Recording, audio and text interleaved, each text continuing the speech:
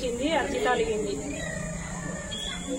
అంటే అప్పుడు ఎంతమంది ఉన్నారు పక్క పొంటి? ఉన్నారు 20 మంది ఉన్నాం చేనులో. 20 మంది ఉన్నాయి. ఏటోళ్ళు తప్పుకున్నారు. ఆయన లేవలేకపోయిండు. అట్నే పడటానికి మీదకి ఎదుగుతుంది.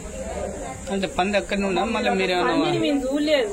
అది ముందు నుంచి ఉరికి వచ్చింది. మేము ఇటు పోతాం ముందు నుంచి లేచి ఉరికి వచ్చింది. ఉరికి వచ్చేలకు పక్క పంట ఉన్న వాళ్ళు పంది వస్తామని ఎటోళ్ళు తప్పుకుంటే వాళ్ళకి ఆయన లేవలేక అన్నీ పడ్డాడు.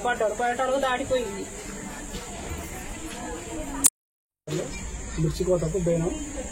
పోవడంతో ఇక టైం నుంచి 12 కావస్తుంది. ఇది మిర్చి కోస్తాను.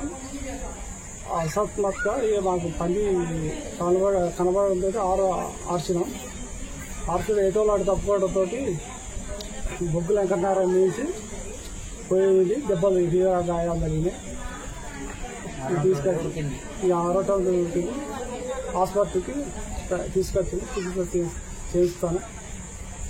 ఇది సంగతి. ప్రస్తుతానికైతే ఆయనకి అంత బాగా ఏం కాలే కదా? బాగా ఏం కాదు.